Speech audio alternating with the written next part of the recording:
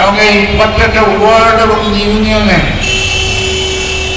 নির্বাচন পরিচালনা কমিটি করবেন এবং এই ঢাকা থেকে নির্বাচন পরিচালনা কমিটি সময় সকল সিদ্ধান্ত গ্রহণ প্রার্থী হিসেবে তাদের যে সকল কর্মসূচি দেবেন সেখানে আমি অংশগ্রহণ করবো, আপনাদের সাথে ঘরে ঘরে যাব। আমি বারবার বলছিলাম যে আমি জনি টাওয়ার থেকে শুরু করি, সবাই বলল এই প্রথম এতটা পথ না, আপনি সর্বশেষ থাকেন। আসার সময় যানজট মসজিদে যারা ভোটের আগে ভোট চায় তাদের মিছিলে আটকাবো। আমার কানে এসেছে কদমতলীও তারা বলে এরকম একটা কাণ্ড করেছে।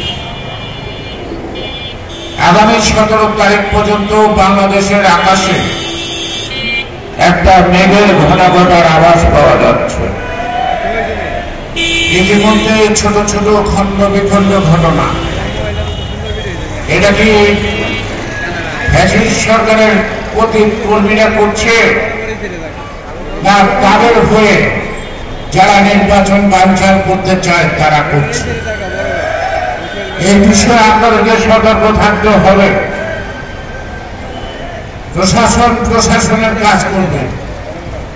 আমরা কোনো রাজনৈতিক দলের সাথে মুখোমুখি মারামারি পিটাপিটি বা তাদের কোনো কর্মসূচি বিরোধিতা বা করব না, কিন্তু এদের দায়িত্ব সরকার তার নিজের প্রচেষ্টা দিয়ে সেটাকে মোকাবেলা করা।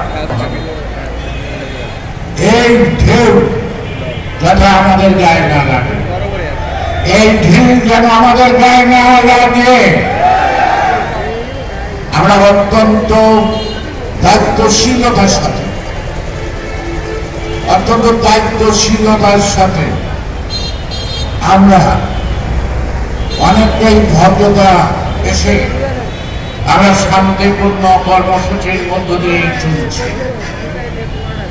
কারণ আমরা যদি মাথা গরম করি তাহলে নির্বাচন হবে অনিশ্চিত, সরকার টিকে থাকতে পারবেন না। তাই আমরা এই সরকারের মাধ্যমে একটা নির্বাচন যথাসময়ে চাই। সেই কারণেই আমাদের অনেক দাবি দাবা উপেক্ষা করে ব্যক্তির চেয়ে দল বড়, দলের চেয়ে দেশ বড়, এটাই বারবার আমরা কালকে বসি, তার আগের দিনে বসি